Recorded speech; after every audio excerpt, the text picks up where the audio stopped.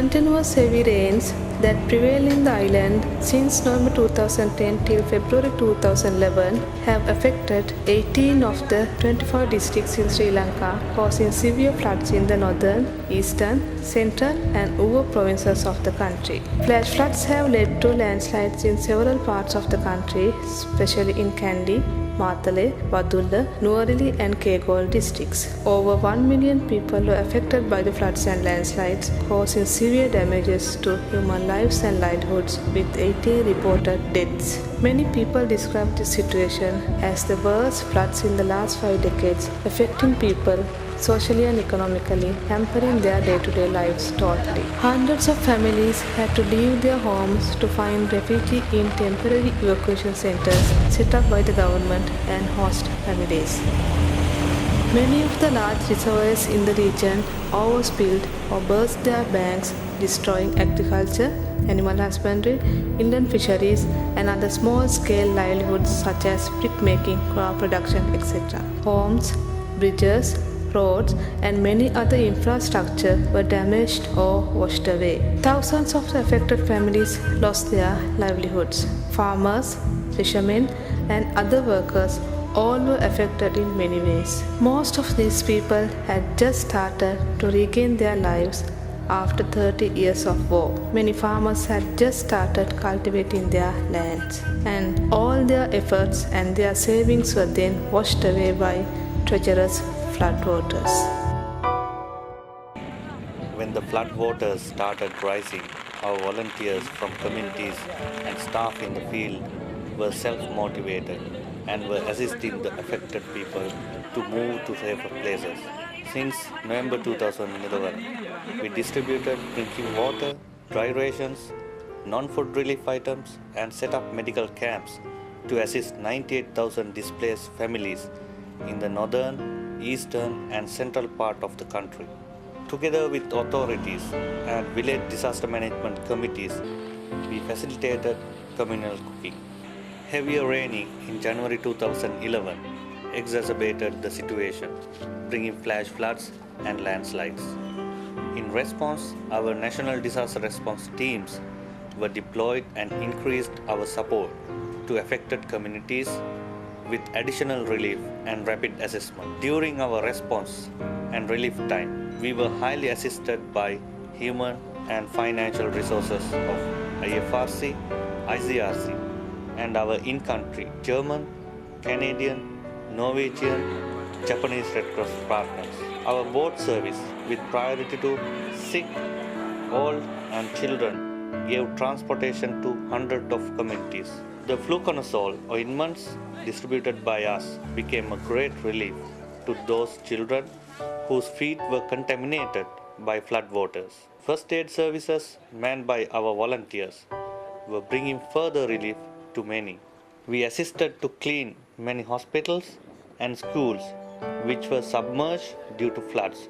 Even the volunteers of Hong Kong branch of Chinese Red Cross, who were in Sri Lanka for experience sharing, joined us to help the victims. Floods continued till late February 2011. The affected people started moving to their place of living only after March 2011. When water subsided, we cleaned over 3,000 wells together with ICRC technical staff. Though the damage assessments were conducted in March, our activities were stalled during April 2011 due to Sinhala and Tamil New Year celebrations. Our assistance to around 10% of the affected families for early recovery and to encourage their own initiatives for restoring their lives set forth in May 2011.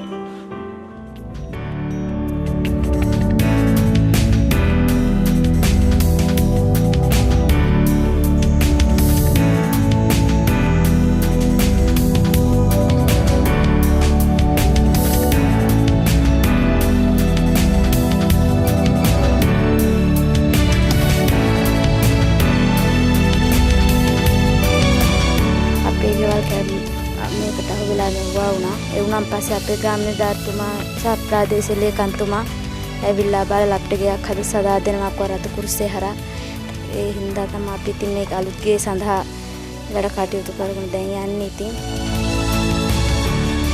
වැස්සෙන් තමයි හානි වුණේ. ගොඩක් වැහලා වතුර වගේම වෙලා හිටපු ගෙවල් දොරවල් ඔක්කොම කඩාගෙන වැටිලා බඩු මුට්ටු ඔක්කොම පොඩි වෙලා මේවා වෙලා අපිට ගොඩක් උදව් කරේ මේ ග්‍රාන්සර් මහත්තයා ප්‍රාදේශීය සභාපතිතුමා මේවා වෙලා කරලා තමයි ඊට පස්සේ රතුකුරු සමාගමෙන් අපිට ඇවිල්ලා මේවා කරලා ගයක් හරි ගහලා දීලා මේවා කරලා තමයි දැන් අපි ඒකට පදිංචි කරන්න යාලා ලැහැත් වෙලා ඉන්නේ. මේකට ගොඩක් අපිට ගොඩක් සතුටුයි මේ දෙයට. තාම මේ වෙනතුරු ත්‍රිජුවම මොවුන්ගේ ප්‍රශ්න වලට පිළිතුරු ලැබෙන ව්‍යාපෘති ලැබිලා නැහැ. ඒ වගේ පසුබිමක් යටතේ තමයි ශ්‍රී ලංකා රතුකුරු සමාජයේ මේ වගේ ව්‍යාපෘතියක් ගෙනාවේ.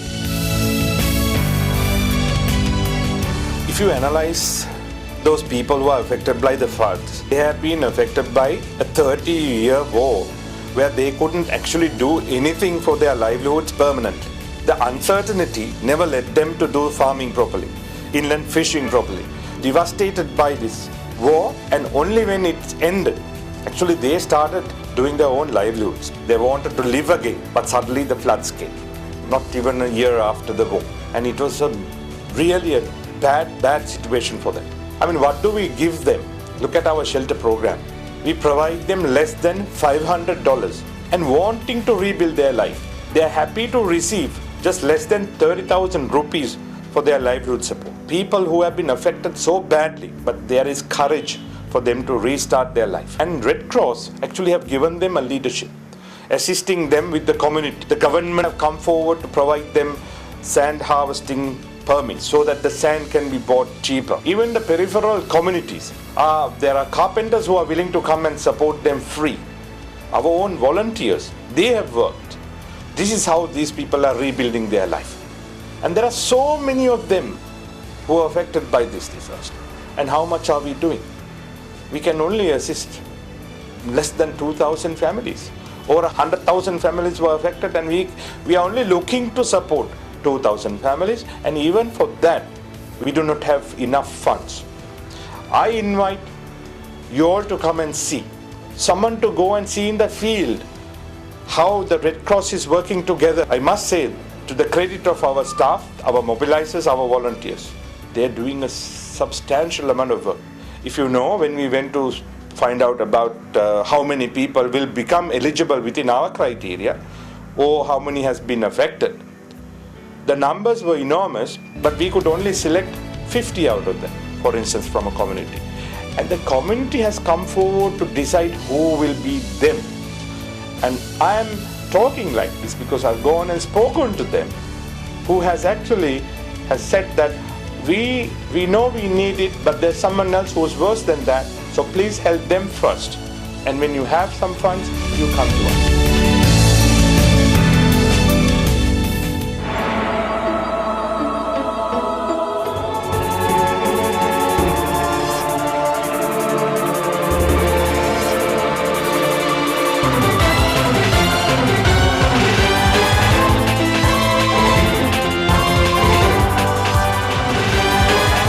Current flood disaster.